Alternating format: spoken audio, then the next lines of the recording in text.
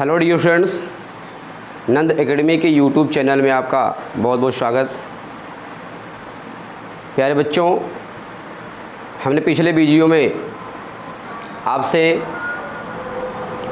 पाचन की प्रक्रिया में यांत्रिक पाचन और रासायनिक पाचन इनको स्टडी किया।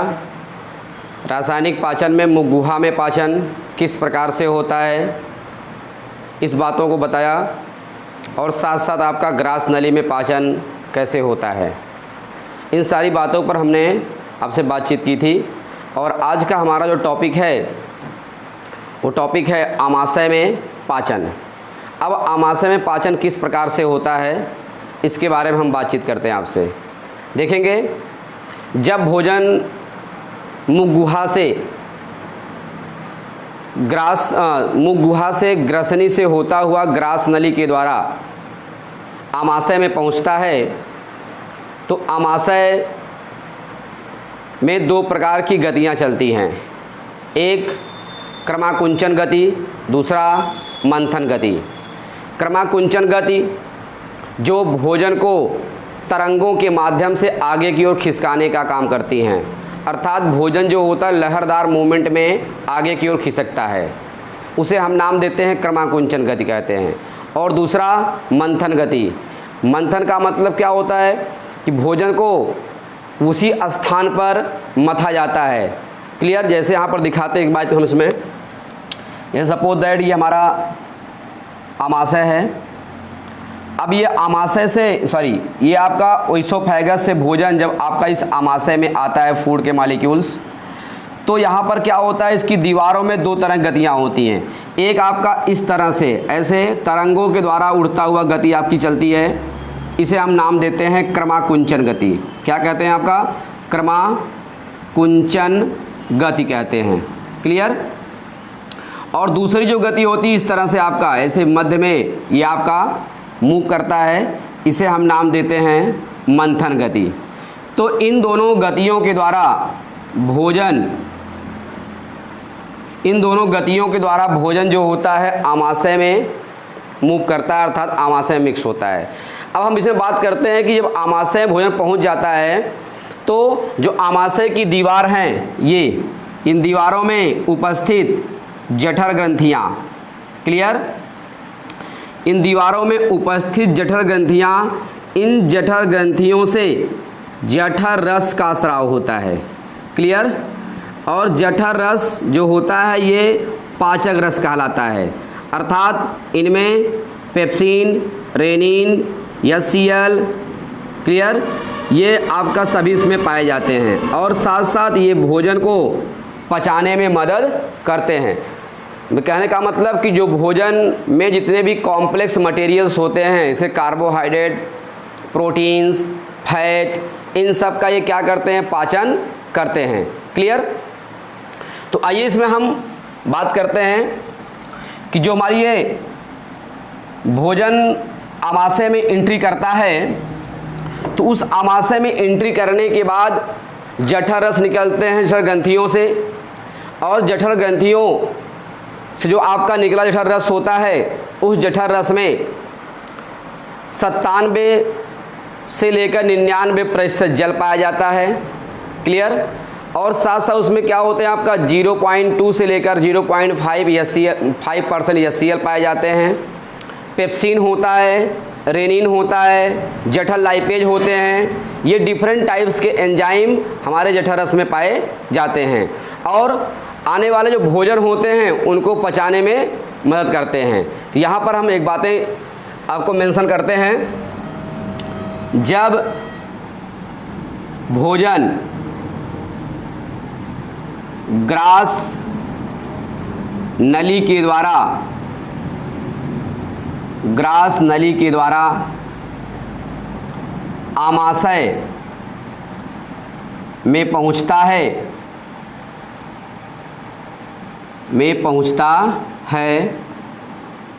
तो आमाशय की दीवार में उपस्थित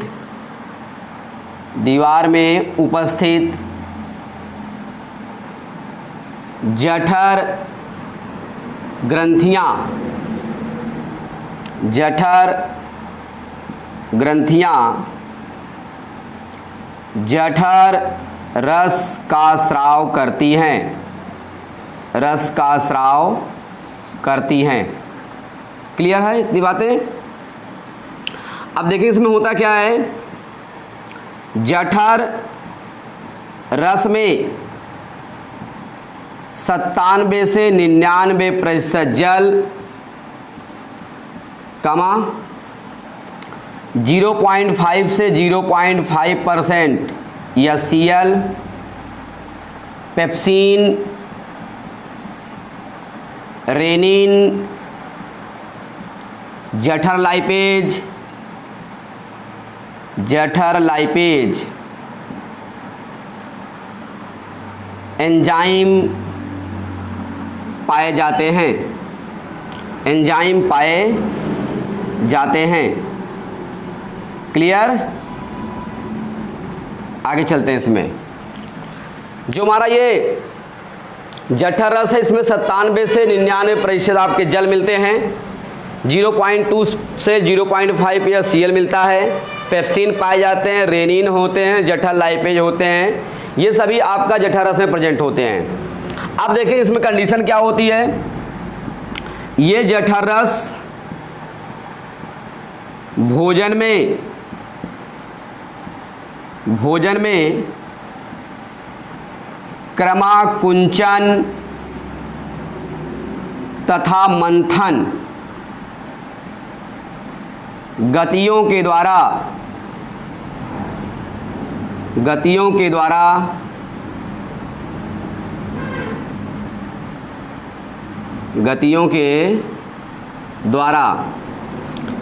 भोजन में क्रमाकुंचन मंथन गतियों के द्वारा मिल जाता है। क्लियर? जठर रस का पीएच मान, जठर रस का पीएच मान 2 से लेकर 3.5 होता है। अर्थात ये अम्लीय प्रकृति के होते हैं। क्लियर इतनी बातें? अब देखें इसमें स्पेशली होता क्या है, जठर रस में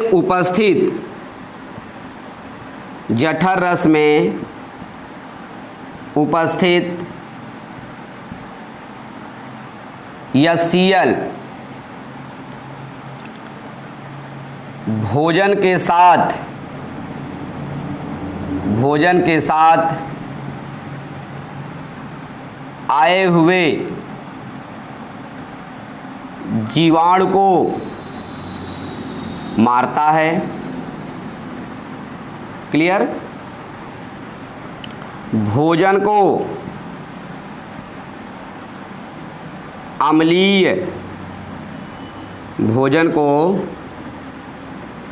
अम्लीय प्रकृति में बनाता है, अम्लीय प्रकृति में बनाता है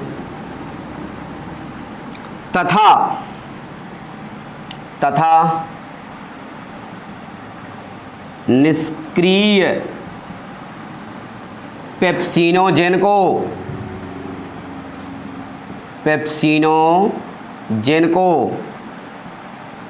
सक्रिय पेप्सिन में परिवर्तित करता है।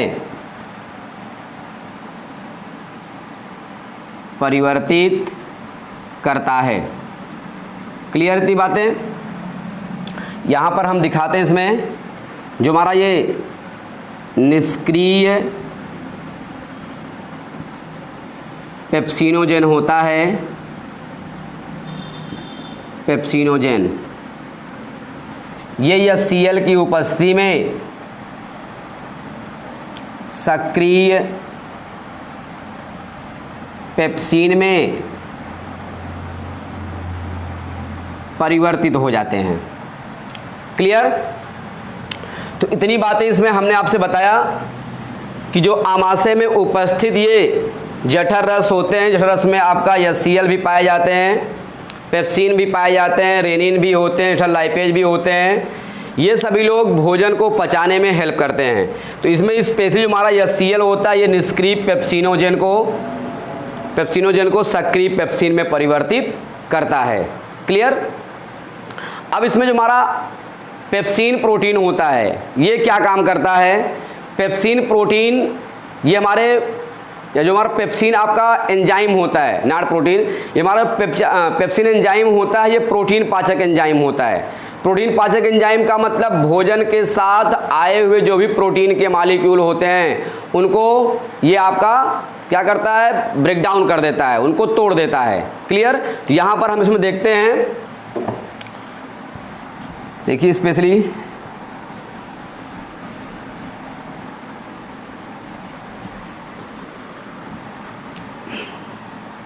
चलिए देखिए इसमें होता क्या है। ये पेप्सिन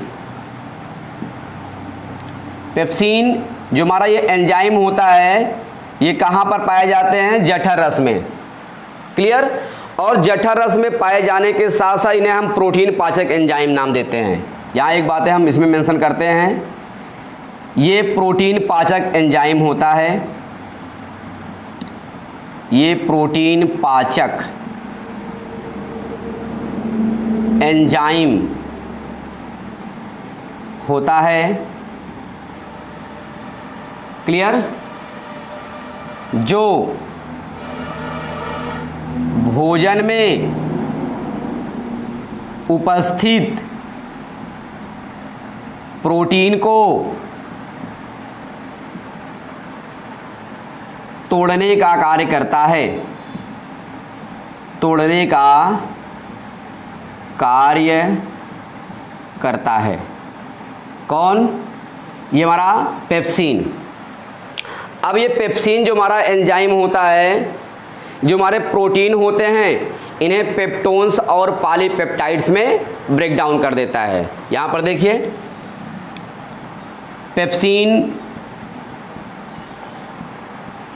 पेप्सिन प्रोटीन को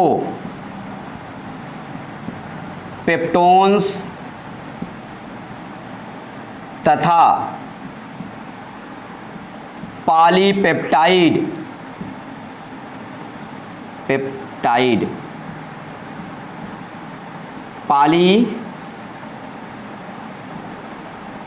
पॉलीपेप्टाइड में तोड़ देता है। क्लियर? यहाँ देखेंगे ये हमारा प्रोटीन, ये प्रोटीन जो होता है आपका ब्रेक डाउन करेगा किसकी उपस्थिति में? पेप्सिन की उपस्थिति में। इनका पीएच मान 2 होता है। क्लियर? ये आप क्या करेंगे? पेप्टोन्स तथा पॉलीपेप्टाइड में टूट जाते हैं, पॉलीपेप्टाइड में टूट जाते हैं। क्लियर? देख रहे हैं प्रोटीन पेप्टोन्स को और पॉलीपेप्टाइड को क्या करता है? आपका तोड़ देता है। अर्थात ये हमारा पेप्टोन्स होता है, जब टूटेगा तो स्पेशली क्या होते हैं? यही पेप्टोन्स और पॉलीपेप्टाइड मॉलिक्यूल हमारा पॉलीपेप्टाइड होता है, फिर ये टूट कर क्या काम करता है? अमीनो एसिड के रूप में परिवर्तित हो जाता है। तो जो हमारा पेप्सिन होता है, ये पेप्सिन हमारे प्रोटीन पाचक एंजाइम कहलाते हैं और स्पेशली तौर से ये प्रोटीन को पेप्टोन्स और पॉलीपेप्टाइड्स में तोड़ने का काम करता है। अब इसमें जो हमारा जठर रस होता है, इस जठर रस में दूसरे जो हमारे एंजाइम होते हैं, वो एंजाइम कौन से हैं? रेनिन। कौन सा एंजाइम है हमारा? रेनिन।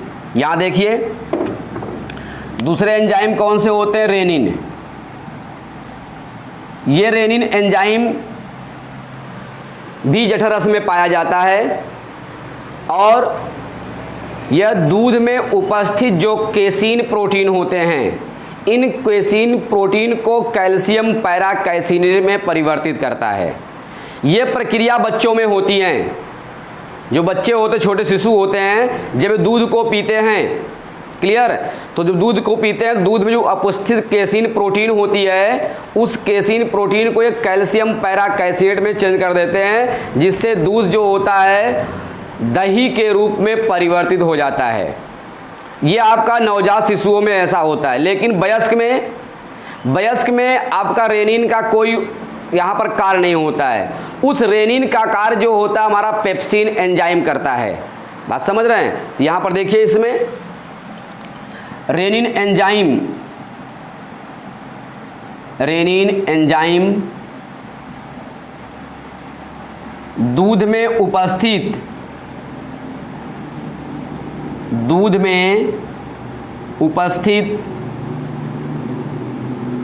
केसीन प्रोटीन को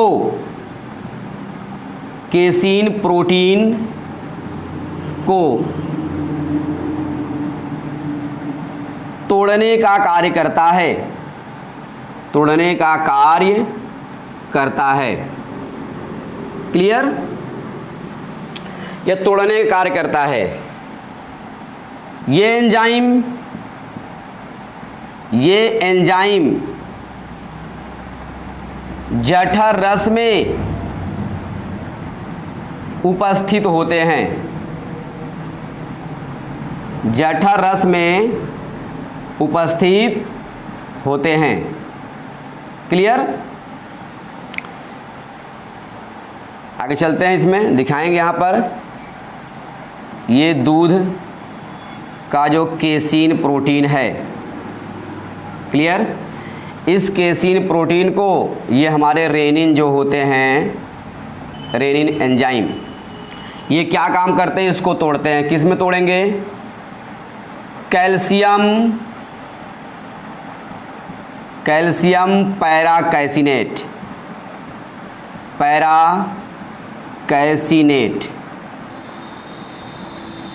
कैसिनेट में आपका ब्रेक डाउन कर जाता है। अब ये दूध का जो केसीन प्रोटीन होता है, रेनिन जो होता है, इसे कैल्शियम पैरा कैसिनेट में चेंज कर देता है। यह प्रक्रिया शिशुओं में पाई जाती है। यहाँ पर हम मेंशन कर देते हैं, यह प्रक्रिया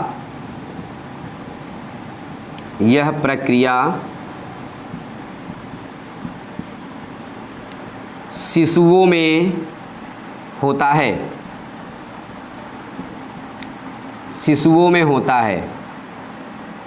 लेकिन वयस्क में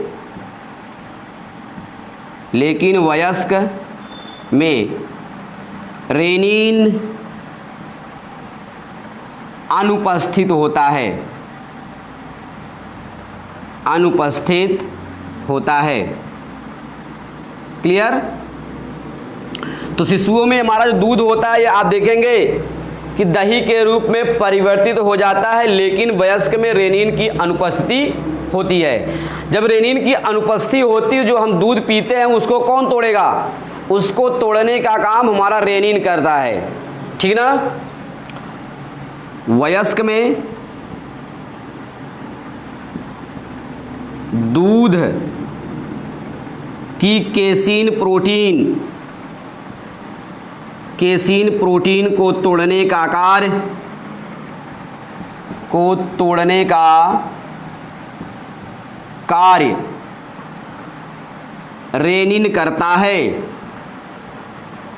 रेनिन करता है। क्लियर है? तो ये हमारे दूध में उपस्थित केसीन प्रोटीन होते हैं, इनको शिशुओं में रेनिन जो होता है परिवर्तित कर देता है कैल्शियम पैरा कैसिनेट में, और दूध जो होता है दही में परिवर्तित हो जाता है। क्लियर? लेकिन वयस्क में कह रहा है ये प्रक्रिया रेनिन करता, वयस्क में यह प्रक्रिया पेप्सिन एंजाइम करते हैं, क्योंकि वहाँ पर रेनिन की उपस्थिति नहीं होती है। आइए इसमें हम अगली बात करते हैं। जो हमारा जठर रस में जठर लाइपेज होता है या लाइपेज एंजाइम, वो क्या काम करता है, इसके बारे हम यहाँ पर देखते हैं। जठर लाइपेज। क्लियर? जठर लाइपेज जो होता है हमारा, ये वसा पाचक एंजाइम कहलाता है। अर्थात जो वसी पदार्थ हम लेते हैं, घी वगैरह खाते हैं, तेल खाते हैं, उनमें वसा पाया जाता है। इन वसा को ये क्या करते हैं, आपका वसी अम्ल में या ट्राइग्लिसराइड में तोड़ने का काम करता है। कौन करेगा? जठर लाइपेज। क्लियर? और जठर लाइपेज कहाँ मिलते हैं? ये आपका जठर रस में। जठर रस कहाँ से निकलता है? जठर ग्रंथियों से। जठर ग्रंथियाँ कहाँ पाई जाती हैं? आमाशय की आंतरिक दीवार में। क्लियर? तो यहाँ पर हम इसमें बताएंगे ये एंजाइम वसापाचक एंजाइम कहलाते हैं। वसापाचक एंजाइम कहलाते हैं क्योंकि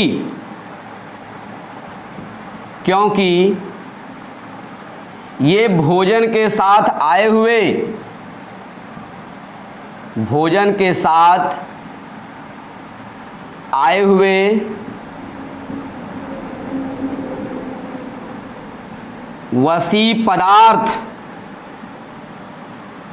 वसी पदार्थ को वसी अम्ल में तोड़ देते हैं। क्लियर? अब देखिए यहां पर ये हमारा कौन सा वसा है या वसी पदार्थ है, कुछ भी लिख सकते हैं आप, वसी पदार्थ या वसा भी लिख सकते हैं। ये वसी पदार्थ पर हमारा कौन सा एंजाइम कार्य करता है? जठर लाइपेज। ये जठर लाइपेज, इनका पीएच मान 2 होता है। ये क्या काम करते हैं? इस वसी पदार्थ को वसी अम्ल यानी फैटी एसिड या ट्राइग्लिसराइड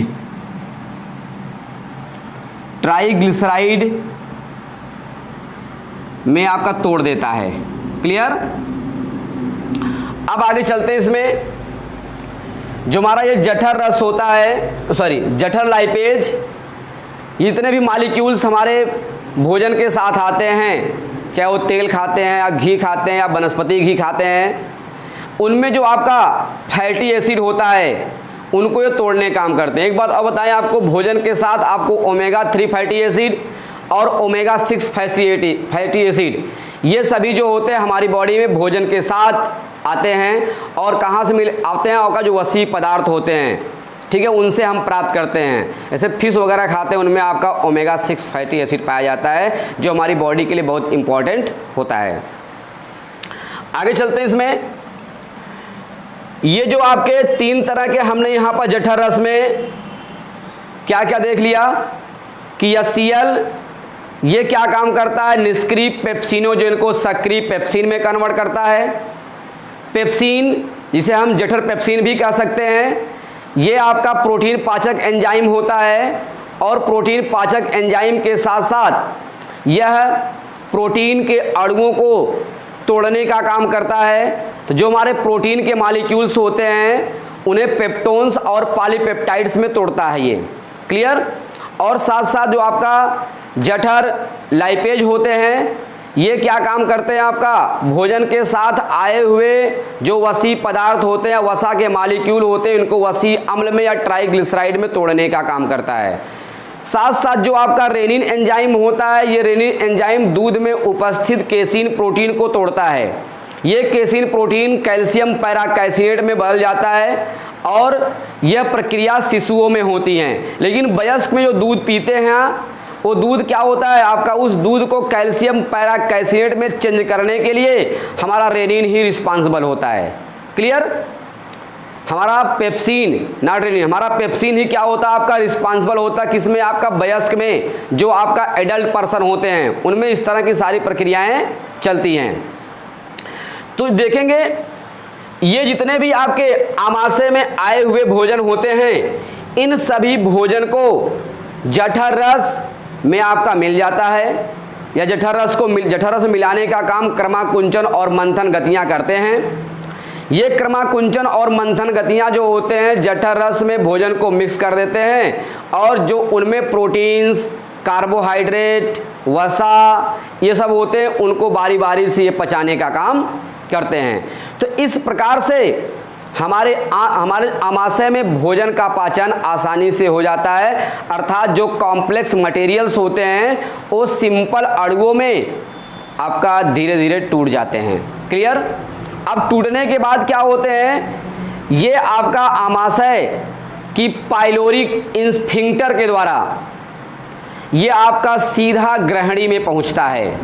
ठीक है?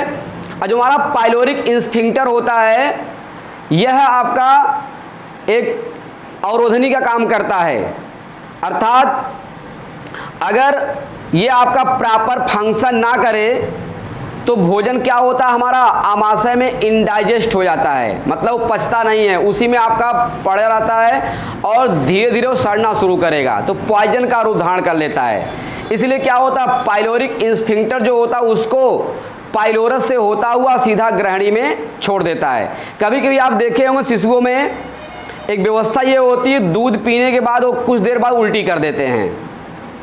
इसलिए कर देते हैं कि उनका जो आपका पाइलोरिक इंस्फिंक्टर होता है वो प्रॉपर काम नहीं कर पाता है, और जब वो दूध को पीते हैं और दही के रूप में उल्टी करते हैं तो उस दशा को हम नाम देते हैं आपका पाइलेरोस्पैज्म कहते हैं। ये एक प्रकार का कंडीशन होता है। क्लियर?